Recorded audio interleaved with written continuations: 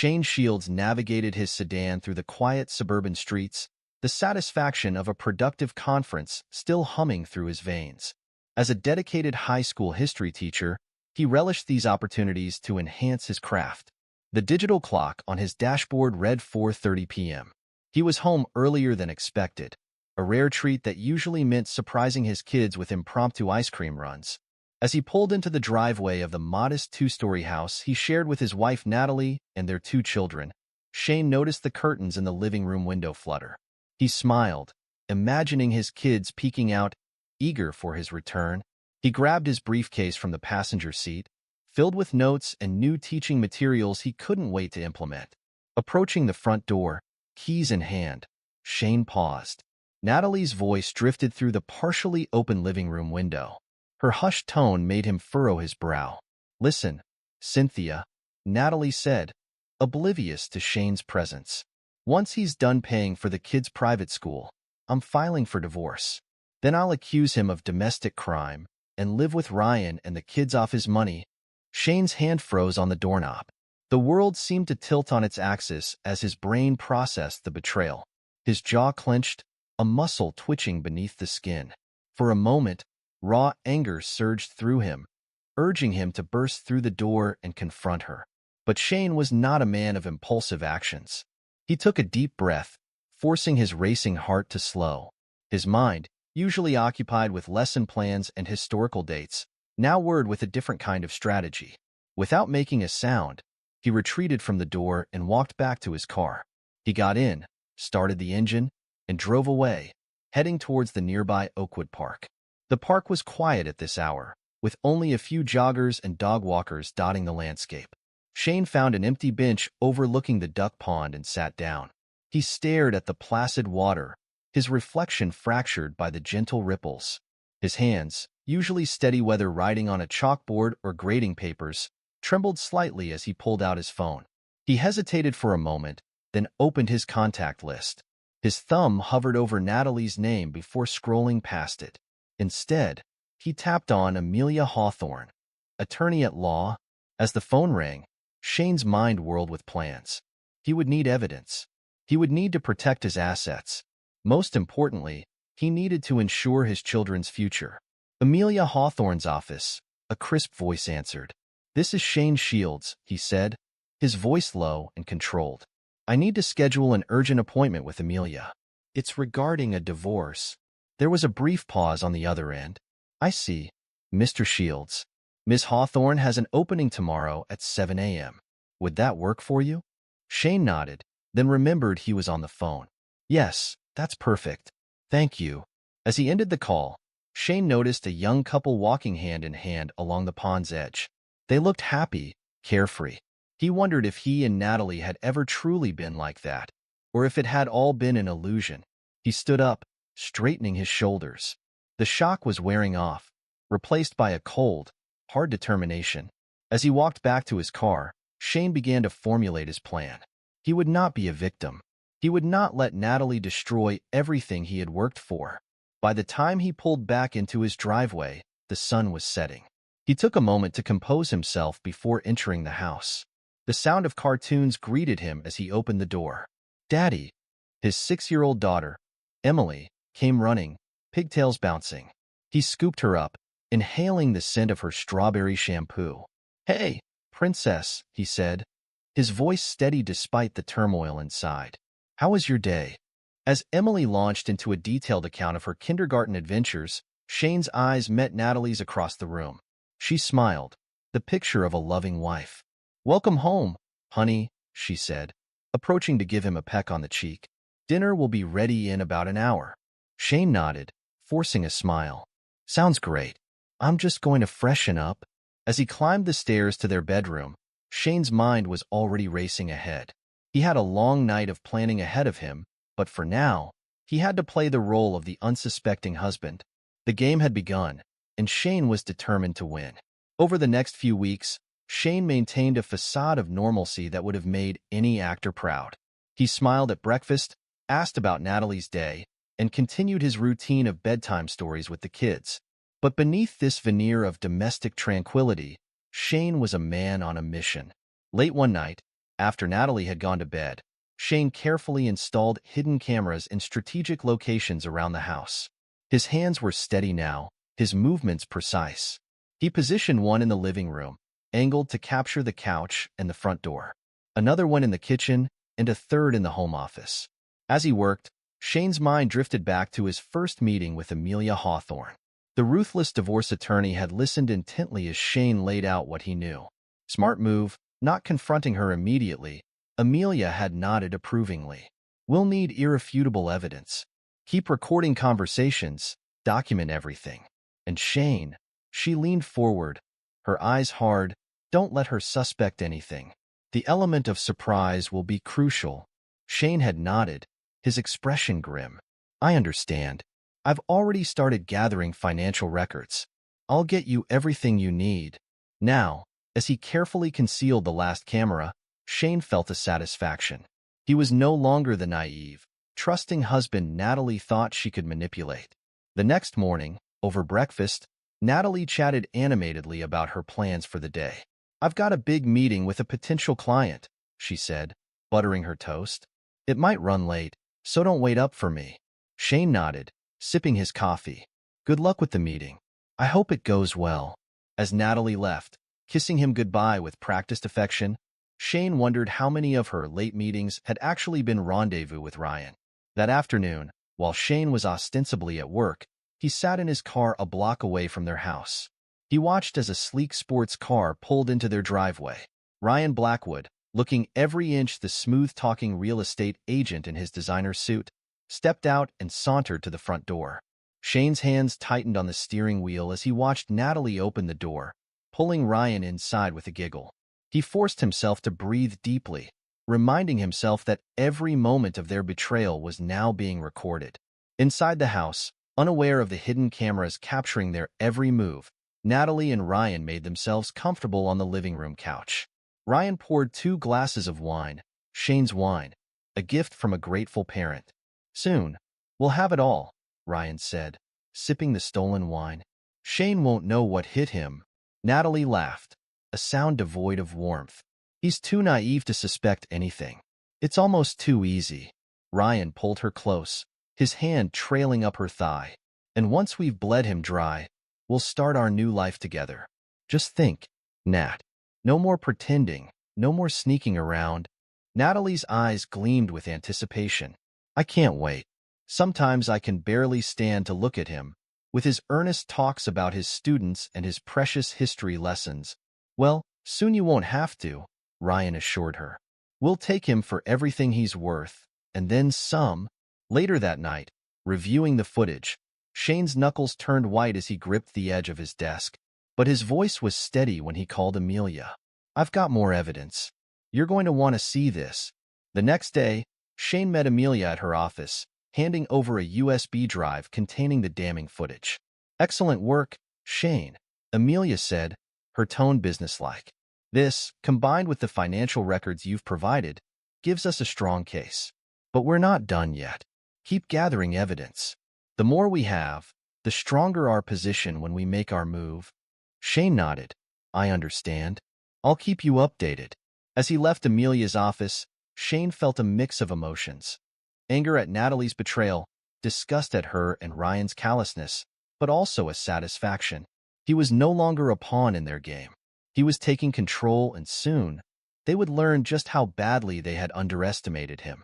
As Shane methodically built his case against Natalie, an unexpected challenge arose at work. The school board called an emergency meeting to discuss budget cuts. The history department, deemed non-essential by some board members, was on the chopping block. Shane sat in the staff room, surrounded by his worried colleagues. The atmosphere was tense, filled with whispered conversations and nervous glances. They can't just cut the entire department, Sarah, the American history teacher, said, her voice trembling. What about our students? Mark, who taught world history, shook his head glumly. You know how it is. When budgets get tight, history is always the first to go. They'll keep math and science, maybe throw us a bone with a single social studies class. Shane listened to their concerns, his mind already formulating a plan. He stood up, drawing everyone's attention. We're not going down without a fight, he said, his voice firm. We need to show the board, the parents, everyone, why history education is crucial. Who's with me? The room fell silent for a moment, then Sarah spoke up. What did you have in mind, Shane? Shane smiled, a spark of his old passion igniting. We're going to organize, rally the parents, prepare a presentation for the board, show them exactly what they'd be losing if they cut our department. Over the next few days, Shane threw himself into the campaign to save the history department. He organized his colleagues, rallied supportive parents, and prepared a compelling presentation for the next board meeting. His nights, once filled with quiet despair over his crumbling marriage, now buzzed with a new purpose. One evening, as Shane pored over budget reports and drafted talking points, Natalie sauntered into his home office. She perched on the edge of his desk, her pose deliberately provocative. "Why are you spending so much time on this?" she asked, her tone a mixture of irritation and feigned concern. "It's not like your job matters that much." Shane bit back the cutting retort that sprang to his lips. Instead, he met her gaze calmly. "Every job matters, Natalie. Every person matters." Natalie rolled her eyes, oblivious to the irony of his words. "Whatever. Just don't forget we have dinner with the Andersons on Friday. Try to be on time for once." As she left, swaying her hips in a way that once would have captivated him, Shane turned back to his work. The dinner with the Andersons, Ryan's business partners, would go ahead as planned. It was all part of maintaining the illusion of normalcy. Friday evening arrived, and with it, the Andersons. Shane played the role of gracious host perfectly, pouring wine and engaging in pleasant small talk. His smile never wavered, even when Ryan Blackwood made a surprise appearance halfway through the meal. "Hope you don't mind me crashing the party," Ryan said with a wolfish grin. "I was in the neighborhood and thought I'd stop by." Shane noticed the quick, heated glance between Ryan and Natalie. He raised his glass in a toast, his voice steady. "The more, the merrier." "Welcome, Ryan." As the evening wore on, Shane observed the subtle touches, the lingering looks between his wife and her lover. He cataloged each one, adding them to the mountain of evidence he was accumulating. "So, Shane," Mr. Anderson said, swirling his wine glass, "Natalie tells us you're having some trouble at work. Budget cuts, was it?" Shane nodded, his expression carefully neutral. "Yes, the school board is considering some reductions. But we're working on a plan to show them the value of maintaining a strong history department." Ryan chuckled, the sound grating on Shane's nerves. "Seems like a lot of effort for a subject most kids sleep through." "No offense, Shane." "None taken," Shane replied smoothly. "History might not be everyone's favorite subject, but understanding our past is crucial for shaping our future. It's about more than just memorizing dates and names." Natalie cut in, her tone dismissive. "Let's not bore everyone with shop talk, dear. Who wants dessert?" As Natalie bustled off to the kitchen, Shane caught Ryan's appraising look. For a moment, he wondered if Ryan saw him as a rival or merely an obstacle to be removed. Either way, Shane knew he was more than ready for the challenge. Later that night, after their guests had left and Natalie had gone to bed, Shane sat alone in his study. He pulled out a small notebook and jotted down his observations from the evening. Then he opened his laptop and began composing an email to Amelia. "Another productive week," he wrote. "I think we're almost ready to make our move." He hit send, then leaned back in his chair, staring out the window at the star-studded sky. A storm was coming, he knew, but this time, he would be the one controlling the lightning. As he closed his laptop, Shane's thoughts turned to the upcoming school board meeting.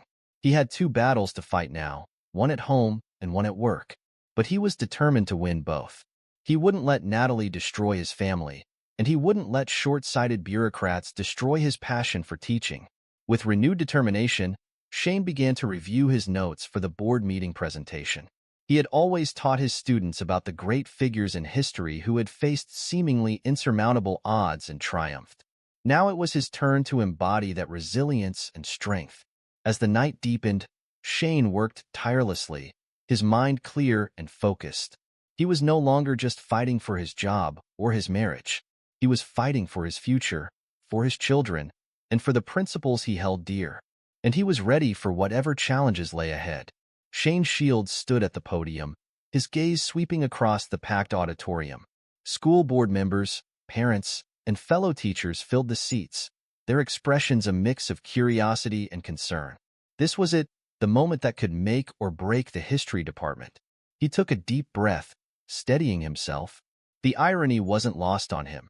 Here he was, fighting to preserve the past while his own future hung in the balance. But unlike his personal life, this was a battle he could wage in the open.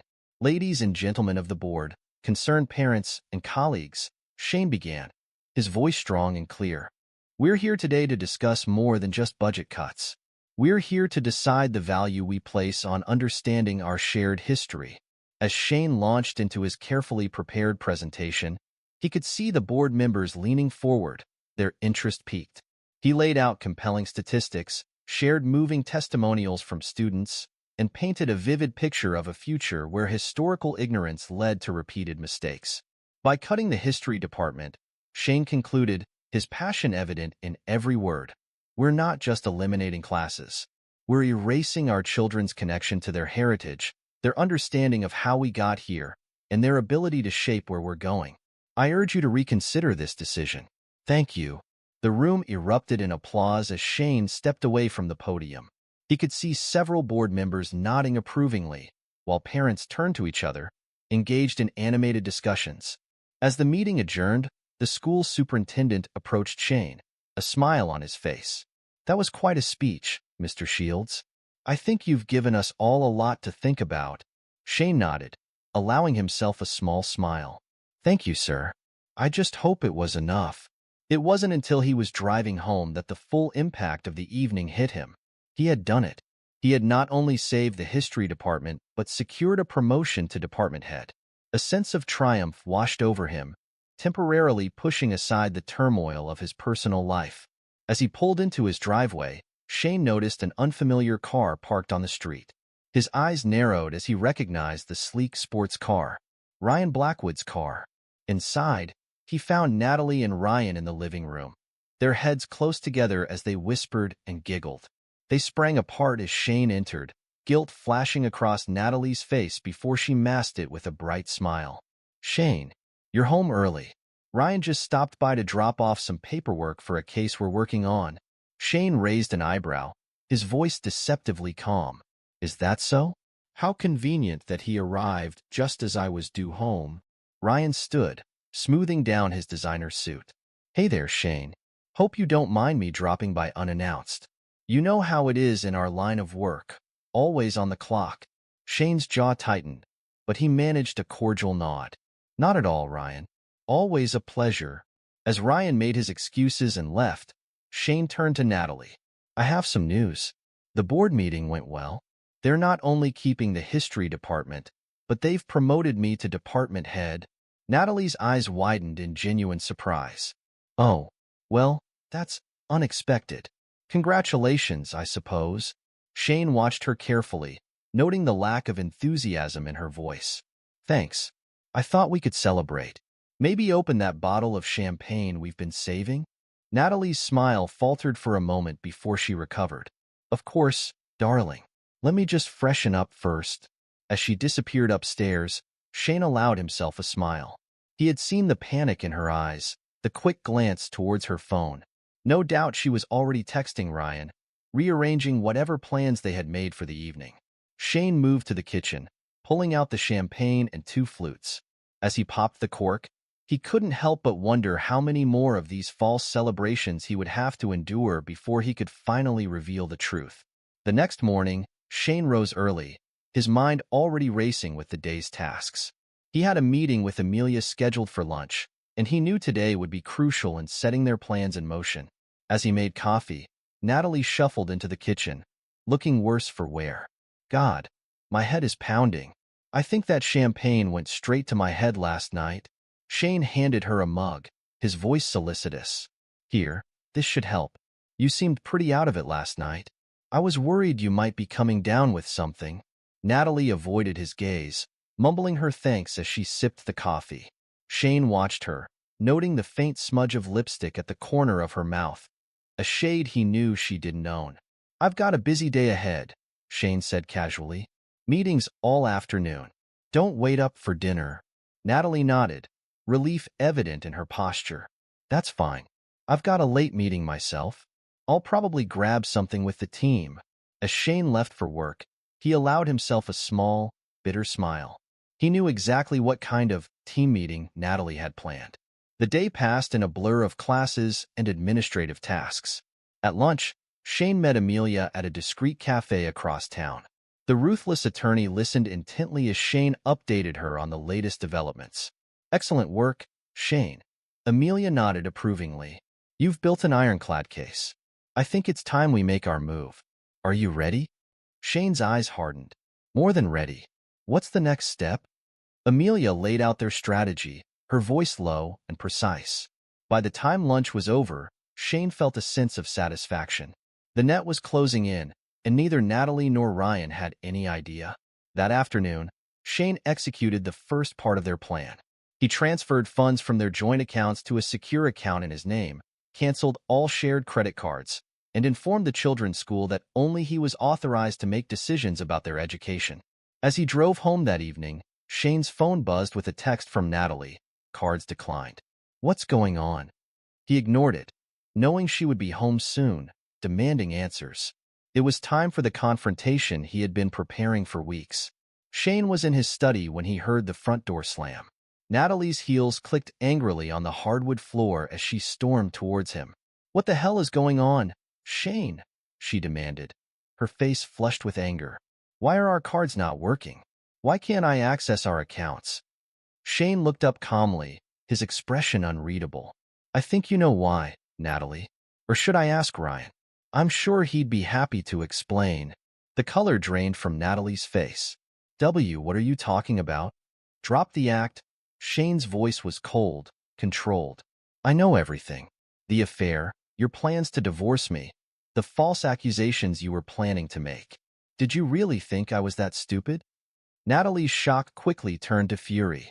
How dare you? She shrieked. You had no right to spy on me. No right?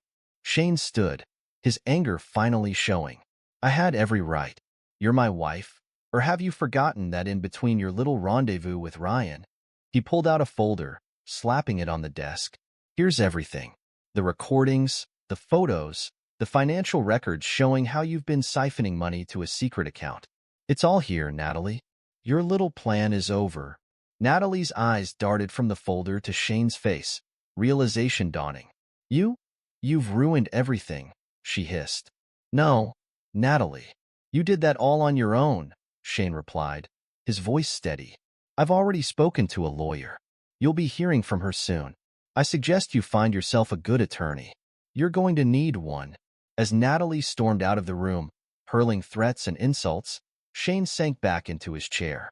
The confrontation he had been dreading for weeks was over, but he knew this was just the beginning of a long, bitter battle. The next few days were a whirlwind of activity. Shane moved into the guest room, avoiding Natalie as much as possible. She alternated between fits of rage and attempts at manipulation, but Shane remained unmoved. One evening, as Shane was helping the kids with their homework, his phone buzzed with a text from an unknown number. You think you've won? This isn't over. Shane deleted the message without responding. He had expected Ryan to get involved eventually. Let them plot and scheme. He was ready for whatever they threw at him. What he wasn't prepared for, however, was the lengths to which Natalie and Ryan would go to try and salvage their plan. It started with whispers at work, colleagues giving him odd looks, hushed conversations that stopped when he entered a room. Then came the meeting with the principal. Shane, I'm going to be blunt, Principal Harriet Dawson said, her expression grave. We've received some concerning information about you. There are allegations of financial impropriety. Shane's mind raced. Of course, Natalie and Ryan were trying to frame him for embezzlement. What kind of allegations? He asked, keeping his voice calm. Principal Dawson slid a file across her desk. These records suggest you've been misappropriating funds from the school's history department budget. Given your recent promotion, this is a very serious matter. Shane leafed through the documents, his anger growing with each page. The forgeries were good, he had to admit. If he hadn't been expecting something like this, he might have been caught off guard. "These records are false," he said firmly, meeting the principal's gaze. "I can prove it. Give me 24 hours, and I'll have evidence that not only clears my name but shows who's really behind this." Principal Dawson hesitated, then nodded. "All right, Shane. You've always been an exemplary teacher. I'll give you the benefit of the doubt. But if you can't disprove these allegations—" "I understand," Shane replied, standing. "Thank you for the opportunity." As he left the office, Shane's mind was already working on his countermove. He had been meticulous in documenting all school finances since taking over as department head. It was time to put that diligence to use. That night, as Natalie slept, Shane worked tirelessly, compiling financial records, cross-referencing budgets, and creating a comprehensive report that not only cleared his name but raised serious questions about who had access to the school's financial information. The next morning, Shane presented his findings to Principal Dawson and the school board. The evidence was irrefutable. Not only was Shane innocent, but the attempted frame-up pointed to someone with insider knowledge of the school systems. "This is quite something," one of the board members said, looking up from the report. "Mr. Shields, we owe you an apology. And it seems we have a serious security breach to investigate." As the meeting adjourned, Shane felt a weight lift from his shoulders. He had overcome this hurdle, but he knew the war was far from over. Returning home that evening, Shane found Natalie pacing in the living room, her face a mask of barely contained rage. "You think you're so clever, don't you?" she spat as soon as he walked in. "How dare you accuse me of trying to frame you?" Shane regarded her coolly. "I didn't accuse you of anything, Natalie. But it's interesting that you immediately assume I'm talking about you. Guilty conscience?" Natalie's face contorted with fury. "You'll pay for this, Shane. I swear, I'll destroy you." As she stormed out, Shane sank into a chair, exhaustion finally catching up with him. He pulled out his phone, dialing Amelia's number. "It's done," he said when she answered. "They tried to frame me for embezzlement, but I managed to clear my name. What's our next move?" Amelia's voice was grim but satisfied. "Good work, Shane. Now we go on the offensive. It's time to file for divorce and hit them with everything we've got." As Shane ended the call, he gazed at the family photos lining the mantel. So much had changed in such a short time. But as he looked at his children's smiling faces, he knew that every battle, every sleepless night, every moment of pain had been worth it. He would protect them, no matter the cost. The storm he had sensed brewing all those weeks ago had finally broken. But Shane Shields was no longer just weathering it.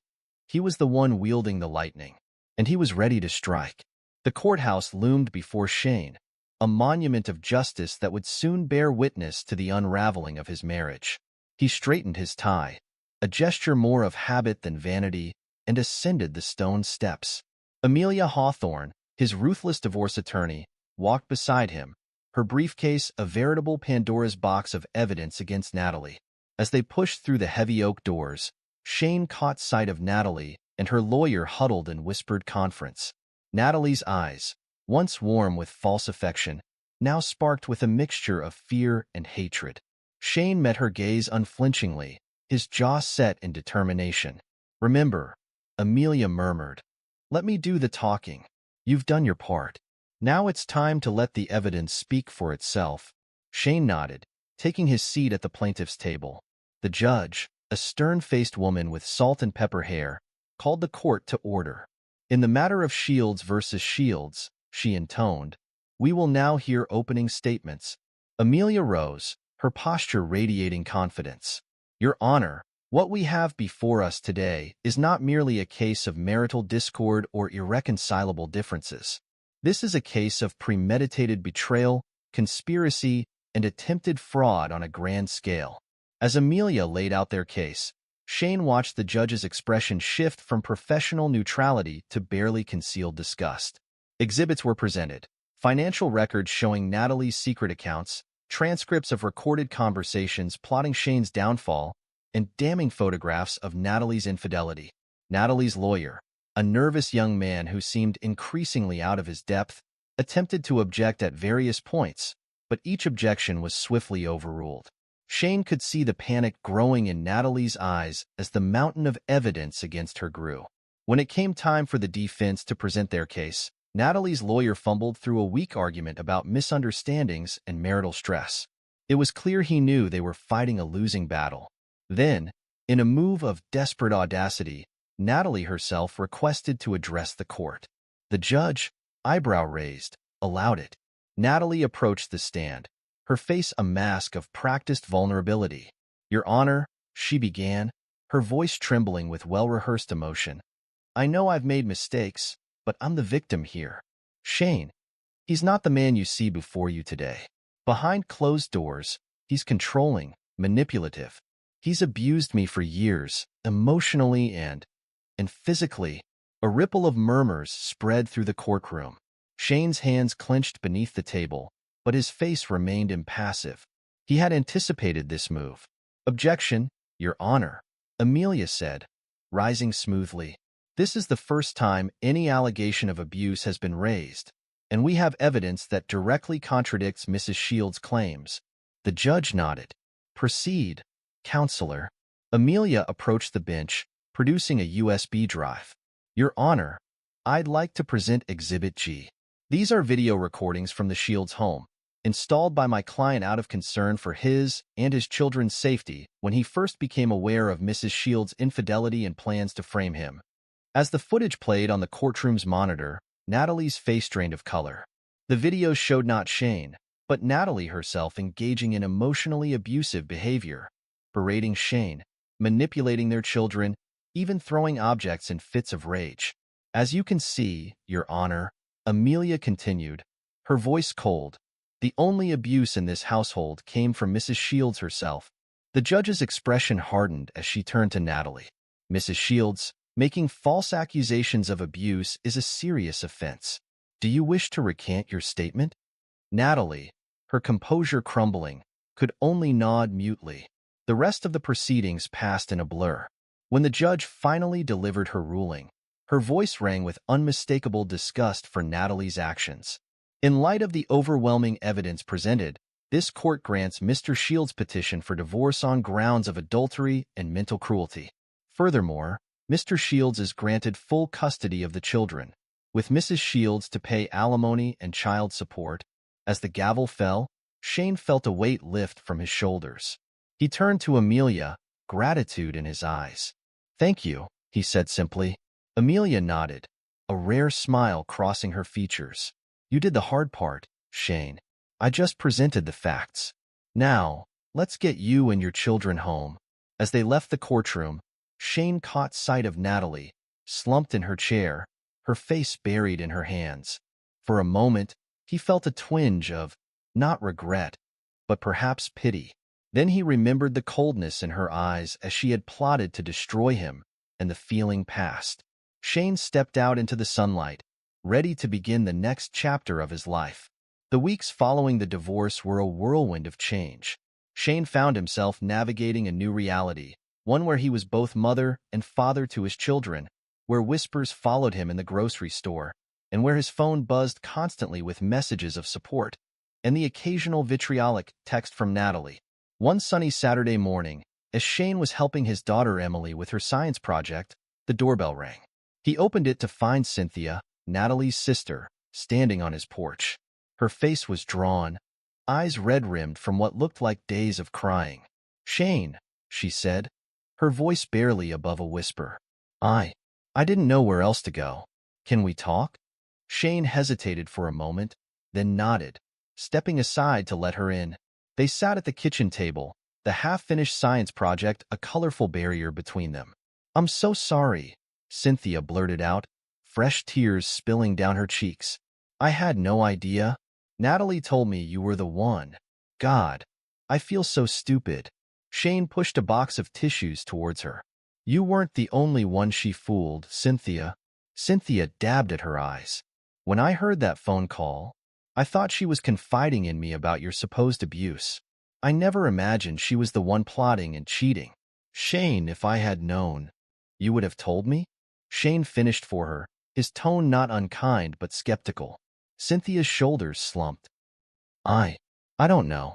I'd like to think I would have, but she's my sister." "Was my sister," she corrected herself.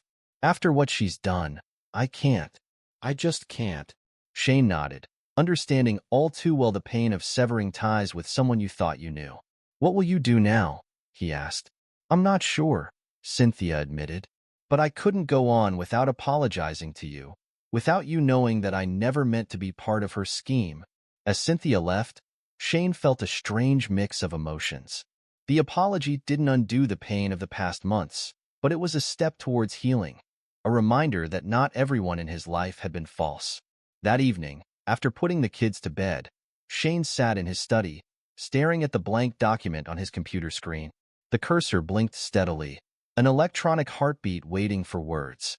Almost without conscious thought, Shane began to type.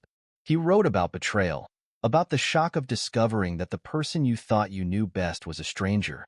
He wrote about the strength it took to stand up for oneself, to protect not just your assets but your very sense of self. As the words flowed, Shane realized he was doing more than just venting. He was creating a roadmap, a guide for others who might find themselves in similar situations. By the time he finally looked up, the first rays of dawn were peeking through his window. The next day, Shane reached out to a few of his colleagues who had gone through divorces. They met for coffee, sharing stories and advice. As they talked, an idea began to form in Shane's mind. What if, he said slowly, we started a support group for men who've been through what we have? False accusations, gaslighting, the works. The others nodded enthusiastically, and within weeks, the group was a reality. They met in the community center, a growing circle of men finding strength in shared experiences and mutual support. It was after one of these meetings that Shane received an unexpected call. Natalie's name flashed on his phone screen, sending a jolt of adrenaline through him. Against his better judgment, he answered. Shane. Natalie's voice was small, almost unrecognizable. I need to talk to you. Please. Shane's grip tightened on the phone. I think we've said all we need to say to each other, Natalie. Please, she begged. I've lost everything. My job, my friends. Even Cynthia won't talk to me. I know I made mistakes, but mistakes? Shane cut her off, his voice cold. You didn't make mistakes, Natalie. You made choices. Deliberate, calculated choices to destroy me and take everything I cared about. And now you're facing the consequences of those choices. But I've changed, Natalie pleaded. I've realized how wrong I was. If you could just give me another chance. No, Shane said firmly. You made your choice, Natalie. Now live with it. As he ended the call, Shane felt a sense of finality. The last tie to his old life had been severed, and he was ready to fully embrace the new. Months passed, and life settled into a new rhythm. Shane found himself thriving in his role as department head, his innovative teaching methods drawing attention from educators across the state. But it was in his role as a single father that he found the most fulfillment. One crisp autumn morning, Shane stood before his class, the familiar excitement of sharing knowledge buzzing through him. But today's lesson was different. Today, he wasn't just teaching history, he was teaching life. Today, he began, his voice carrying to the back of the classroom, we're going to talk about resilience, about facing adversity and coming out stronger on the other side. The students leaned forward, intrigued. Many of them knew pieces of Shane's story. It was hard to keep secrets in a small town, but they had never heard him speak of it directly. Throughout history, Shane continued, we see examples of individuals and societies facing seemingly insurmountable odds. The American Revolution, the Civil Rights Movement, the fall of the Berlin Wall. But resilience isn't just for the history books. It's a quality we can all cultivate in our daily lives. As Shane spoke, weaving historical examples with personal anecdotes, he could see the impact his words were having. Students who usually dozed through class were alert, engaged. Those who struggled with their own challenges sat up straighter, hope kindling in their eyes. Remember, Shane concluded, adversity doesn't define you. How you respond to it does. You are all capable of incredible strength and resilience. Never let anyone tell you otherwise. As the bell rang and students filed out, many lingered to thank Shane, some even sharing their own stories of overcoming obstacles. Shane felt a warmth in his chest, a sense of purpose that went beyond teaching dates and facts. Later that afternoon, as Shane was packing up to leave, there was a knock at his classroom door. He looked up to see a woman in a smart business suit, a leather portfolio tucked under her arm. "Mr. Shields," she said, extending her hand. "I'm Sarah Blackwood from Pinnacle Publishing. Do you have a moment to talk?" Intrigued, Shane invited her in. Sarah took a seat, her posture radiating enthusiasm. "I'll get straight to the point, Mr. Shields," she said. "Word of your story has been spreading, and not just in this town. Your resilience, your fight for justice, your work with the support group, it's inspiring. We believe your experience could help so many people if it were shared more widely." Shane leaned back in his chair, surprised. "Are you suggesting?" Sarah nodded. "We'd like to offer you a book deal, Mr. Shields. Your story, in your words. What do you say?" For a moment, Shane was speechless. Then, slowly, he nodded. "If it helps even one person avoid what I went through, it's worth sharing." As Sarah left, promising to send over a contract, Shane sat at his desk, a bit dazed by this new turn of events. His phone buzzed with a text from the babysitter, reminding him it was time to pick up the kids. Shane gathered his things, a smile playing on his lips. Life had thrown him curveballs, but he had not only survived, he had thrived. As he walked to his car, he saw his children waiting, their faces lighting up at his approach. Emily waved excitedly, while his son Michael held up a drawing he'd made in art class. Shane felt a surge of love and gratitude. Despite everything, he had emerged stronger, wiser, and still capable of love. He had turned his pain into a force for good, helping others while building a better life for himself and his children. As they drove home, the setting sun painting the sky in brilliant hues, Shane glanced in the rearview mirror at his children. They were chattering happily, untouched by the shadows of the past. Shane smiled, knowing that while the road had been hard, it had led them to this moment, driving into a future filled with hope and new possibilities. The betrayal that had once threatened to destroy him had instead become the catalyst for a richer, more authentic life. As they turned onto their street, Shane felt a deep sense of peace. Whatever challenges lay ahead, he was ready to face them, with resilience, with courage, and with love.